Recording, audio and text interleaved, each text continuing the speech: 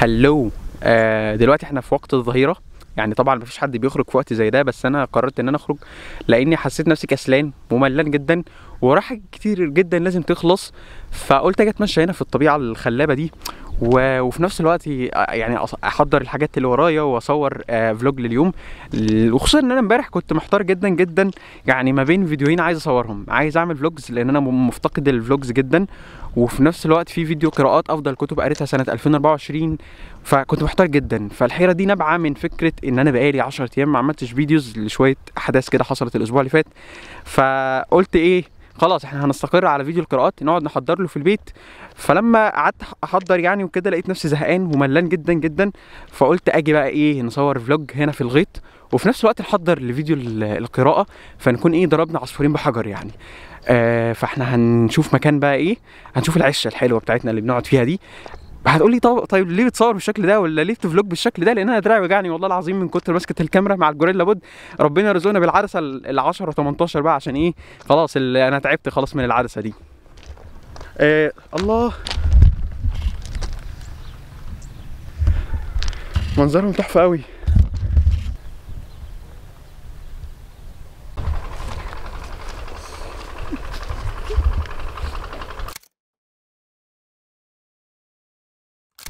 ايه التفاصيل دي؟ لا مش كل ده. انشر الفيديو ده. هات واحد كمان. كل ده؟ ما شاء الله.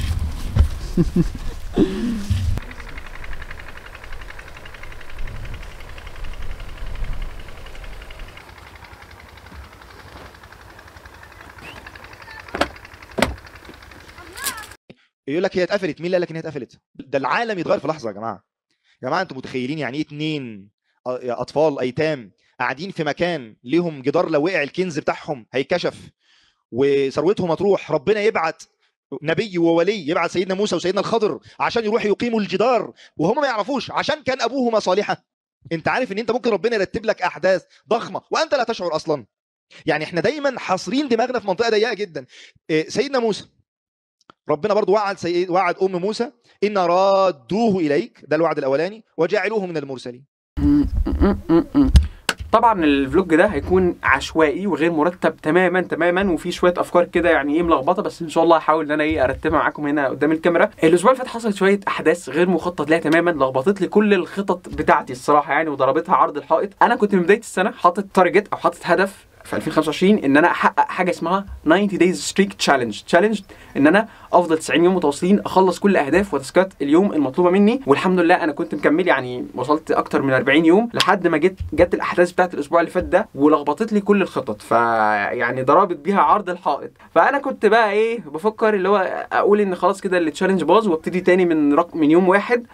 وبعدين قلت لا، انا لازم اكون فلكسبل مع نفسي واتقبل ان دي حاجه خارجه عن ارادتي واوت اوف ماي كنترول. فلا، ما التشالنج از ستيل كيبنج جوينج، واحنا ان شاء الله بس نضغط على نفسنا شويه كده ونحاول نعوض الحاجات اللي فاتتنا.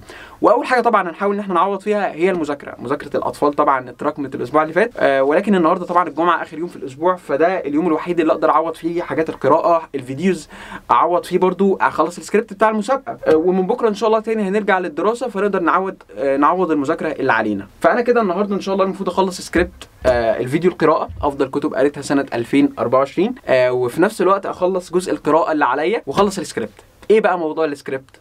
لو تفتكروا السنه اللي فاتت كنت عملت فلوج يوم في مدينه زويل، كان فاينل مسابقه تبسيط علوم، انا كنت مشارك فيها السنه اللي فاتت واخدت المركز الثاني. انا السنه دي الحمد لله برضو مشارك في المسابقه ووصلنا للفاينل، ولكن عشان اوصل للفاينل عديت على السيمي فاينل، منطقي يعني عديت على السيمي فاينل. عملت فيديو 3 دقائق بتكلم فيه عن فكره معينه، وهم نزلوه الناس المسؤولين على المسابقه نزلوا الفيديو عندهم على البيج. وطبعا كل ما الفيديو يجيب بوينت يعني يجيب ريتش اكتر، كل ما ده يديني بوينتس اكتر ويديني افضليه في الفاينل. فلو انت بقى بتشوف الجزء ده يعني هطلب منك ان انت تروح على اللينك اللي هسيبه تحت في الديسكربشن، تتفاعل بقى وتحط لي كومنت والحاجات دي. هكون شاكر جدا جدا حقيقه يعني. فان شاء الله انا عندي الفاينل يوم الاربعاء القادم في الجامعه الامريكيه. السنه دي ان شاء الله هيكون في الجامعه الامريكيه في القاهره، فيعني نسال الله التسهيل. هبتدي دلوقتي احضر في السكريبت ده رقم 1 لازم اخلصه ان شاء الله، اخلص في السكريبت بتاع المسابقه، وبعد كده ايه نخش على سكريبت الفيديو اللي هيتصور النهارده ان شاء الله.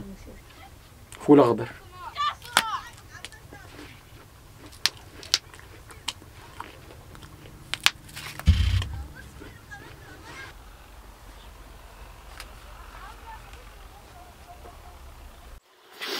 الكتاب اللي انا بقرا فيه حاليا هو كتاب جمالية الدين للشيخ فريد الانصاري. الكتاب بيتكلم عن ان ربنا سبحانه وتعالى وجد التدين ليكون جميلا، لكن كتير من الدعاة لما بيتكلم او لما بيدعو الناس بيكون رد فعل للظروف الصعبه الموجوده في المجتمع، فبينتج لنا للاسف في كتير من الاحيان اسلام مشوه. الكتاب ميزته ان هو معتدل جدا جدا في الطرح بتاعه، لا هو غالى وتطرف زي الصوفيه اللي غالوا في صفات زي الرحمه والمحبه والحاجات دي، ولا هو واخد بقى الاتجاه التشدد. لا، الكتاب معتدل جدا جدا وكل استشهاداته بالقرآن والسنة، فيعني ايه الكتاب جميل جدا جدا بصراحة.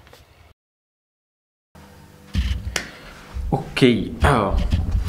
وفيما يخص القراءة في حاجة يعني عايز اشاركها معاكم بقالي فترة، وحقكم عليا ان انا اشارككم حاجة زي دي، الا وهي ليه مش هنعمل فيديوهات قراءة الشهر. اخر فيديو قراءة شهر عملناه في قراءة شهر ديسمبر، قلت لكم انه خلاص ده اخر فيديو قراءات شهر هنعمله، وانه الموضوع كله بالنسبة لي كان تجربة سنة. وبصراحة بيني وبينكم انا كنت واخد القرار خلاص ان انا مش هعمل النوعية دي من الفيديوهات لكذا سبب، هقول لكم على الاسباب دي دلوقتي، لكن بجد انتوا صعبتوا عليا القرار. يعني انا لقيت ان كذا حد مهتم بالنوعية دي من الفيديوز، وفعلا القرار بقى صعب عليا جدا. فبجد يعني انا ممتن ان في حد حب النوعيه الممله دي من الفيديوز. اولا زي ما انتم حبيتوا النوعيه دي من الفيديوز، فانا كمان حبيتها جدا. كل شهر كنت باجي اصدعكم. اهلا بكم، عدنا مجددا مع فيديو جديد من الفيديوز المحببه والدردشه المقربه الى قلبي، مع الفيديوز المزعجه اللي في الباك جراوند اللي خلاص زهقتوا منها. والحمد لله على مدار السنه احنا لخصنا كل الكتب اللي قريناها، اتكلمنا عن اكتر من 50 كتاب، بلس ان طريقه التصوير والعرض اتحسنت جدا جدا من اول شهر يناير لحد شهر ديسمبر. لكن لما ابتديت في السلسله دي كان الموضوع بالنسبه لي هو تجربه سنه، ان انا عايز كل الكتب اللي انا هقراها هلخصها، بلس ده يشجعني اكتر ان انا اكمل في تحدي القراءه اللي انا عامله. ودايما كنت بشوف فيديوز الراب اب بتاعت قنوات البوك تيوبنج،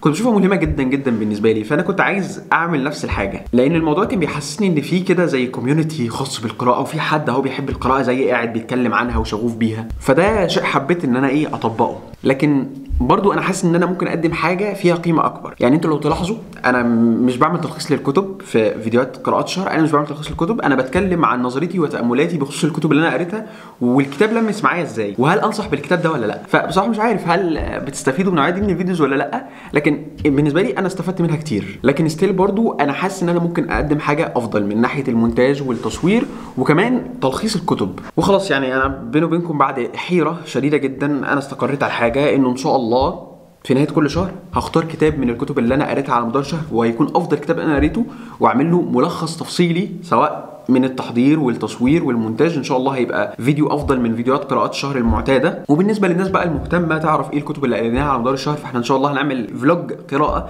فلوج القراءه ده هنجاوب فيه على كل الاسئله اللي تخص القراءه، وهكلمكم عن اخر المستجدات فيما يخص القراءه، وفي نفس الوقت هنتكلم برضو عن الكتب اللي قريناها على مدار الشهر، بس طبعا هنتكلم عنها بشكل مختصر جدا وبشكل موجز. واخيرا يعني انا ممتن جدا جدا ليكم بجد، ويعني اسف لو حد حزين على ان احنا مش هنكمل في فيديوهات قراءة شهر، بس ان شاء الله هنحاول نعوض ده بحاجات تانية احسن ان شاء الله. مش عارف انتوا ملاحظين ده ولا لا، بس يعني بقالنا فتره مش بنصور في الاوضه بتاعتي المكان المعتاد، وده لاني بقيت بتطفل على اخويا. انا بقالي فتره عايز احسن من الكواليتي الفيديوز عندي، وطبعا واحده من الحاجات اللي بتخليني احسن من كواليتي الفيديوز هي طبعا الكاميرا، والكاميرا عندي ثابته كويسه ومفيش فيها مشكله، لكن بقى عايزين نغير في العدسه. انا معايا عدسه 50 مللي، العدسه 50 مللي دي بتطلع كواليتي جميله جدا جدا، بتعمل عزل في الباك جراوند فبيخلي الموضوع احترافي شويه، بلس ان العدسه ال 50 مللي دي فتحتها واسعه تمام، فبتدخل ضوء شديد جدا، فبالتالي لو انا عندي سورس اضاءه مش قوي جدا فالعدسه بتظبط الدنيا. لكن المشكله ان العدسه ال 50 مللي دي بحتاج ان انا ابعدها مسافه كبيره جدا عشان تجيبني، لان هي بشكل كده التلقائي بتعمل كروب على الكادر لو انا بصور بعدسه كروب فريم. فقلت بقى احنا نستغل الموضوع ونيجي عند اخويا هنا في الشقه بتاعته ونرخم عليه كل اسبوع ونصور الفيديوهات هنا ان شاء الله. لكن انا عايز اشارككم حاجه، يعني هو شعور سلبي الصراحه، يعني اي فيل ان انا مش مبسوط، انا متضايق جدا الصراحه، حاسس ان كل حاجه مش ماشيه كما هو مخطط لي. الاسبوع اللي قبل اللي فات الدنيا كانت ماشيه كويس، مذاكره، تحضير فيديوهات، قراءه، وكمان خلاص يعني داخل على فاينل المسابقه ومعايا وقت ان انا احضر براحتي، وفجاه هوب تحصل شويه حاجات غير مخطط ليها تلخبط لي كل الخطط. وها انا ده يعني حاسس ان في اسبوع طار من حياتي ومتحير جدا، عندي حاجات كتير جدا لازم تخلص، والخطط مش ماشيه زي ما انا عايز خالص. حتى الفيديو ده انا مش مرتب له خالص، وحاسس ان هو عشوائي جدا جدا ومش عاجبني خالص. انا متاكد ان انا بس محتاج اقعد مع نفسي شويه عشان اهندل الافكار السلبيه اللي جوه دماغي، بس حاسسني قافل على نفسي شويه، يعني انا محتاج اقعد مع نفسي شويه. هلو، عذرا جدا جدا لو كنت سلبي في اخر كلام انا قلته، بس الانسان خلاص يعني بعد ما عقل، بعد ما مخمخت كده وهندلت الدنيا جوه دماغي، ادركت او انا يعني الحاجات دي انا مدركها، لكن ساعات الانسان بيبقى ضعيف ومشاعره بتبقى متغلبه عليه، فبيبقى بس الانسان محتاج يقعد مع نفسه كده ويفتكر الحاجات اللي فيها حكمه دي. مفيش حاجه احنا بنمتلكها، احنا اضعف من حاجه تكون في ملكنا، سواء نعمه النظام اللي انا كنت عايز حياتي تمشي عليه، او الوقت او وفره الوقت اللي انا كنت عايز انجز فيه الحاجات الكتير دي حاجات مش في ملكي، دي حاجه ربنا بيمن عليا بيها. وفكره ان حاجه تمشي بيرفكت زي ما انت متخيلها وتمشي ستريت كده، ده المفروض يكون الاستثناء. يعني الطبيعي ان الحياه بتحصل فيها حاجات كده انت مش مخطط ليها تماما، وانه الاستثناء ان الحياه تمشي كده ايه هاديه والدنيا مظبوطه وزي الفل، ده الاستثناء المفروض. وبرده محتاج ابص على النعم اللي في الموضوع واشوف ايه الحاجات اللي انا اتعلمتها الاسبوع اللي حصلت فيه. شويه الضغوطات ده علمتني حاجات كتير جدا، واكتشفت حاجات كتيره جدا جوايا. اكتشفت ان انا اقدر اكون شخص مسؤول اكتر، وان انا عندي كتير جدا انا ما اكتشفتوش. وفعلا انا كنت راضي، يعني انا طول الاسبوع ده انا راضي بكل حاجه بتحصل، وسعيد بكل الاحداث دي. لا مش سعيد طبعا، الاحداث كانت صعبه يعني، بس متقبل وجودها وراضي بيها. لكن مش عارف بعد ما الاسبوع خلص حسيت كده بشويه زعل وحزن على الوقت اللي عدى، وان انا كان في حاجات كتير قوي عايز انجزها، سواء فيما يخص المذاكره والقراءه والمسابقه اللي عندي دي. بس فعلا والله كل حاجه بتخلص، يعني الحاجات اللي ورا دي كده كده. المذاكره لسه بدري على الامتحان، والقراءه انا ما بتوصاش، يعني انا كده كده القراءه هقدر اهندل واعوض اللي فاتني، يعني انا كده القراءه ما بتوصاش. والمسابقه معايا 3 4 ايام، يعني ان شاء الله هقدر انجز الدنيا يعني. بس الانسان مش عارف ليه بيبقى كده، بتيجي لحظات كده بيبقى سلبي جدا ودماغه متقفله. بس الحمد لله، الحمد لله على كل حال. مش عارف بقى الفيديو ده هينزل ولا لا، يعني ان شاء الله يعني اتمنى يكون عندي الشجاعه ان انا اشارك الفيديو ده، لان انا عارف ان هو فيه سلبيات كتيره جدا، وعارف ان هو عشوائي جدا، بس انا هكون راضي بيه في وسط الظروف دي كلها. سلام. هنا اللي بيعامل ربنا بيختبره. انت هتفضل مصدق لغايه امتى؟ يعني ربنا قال لها لو خايفه من فرعون ارميه في البحر، تقوم ترميه في البحر، يوم مين يلاقيه؟ تبدا انت يجي لك شك، هو انا ضحك علينا؟ عارف لما المنافقين في بعض الغزوات قالوا ايه ده؟ غر هؤلاء دينهم ما وعدنا الله ورسوله الا غرورا، احنا ضحك علينا. فانت في معاملتك لربنا لازم تبقى مصدق للنهايه.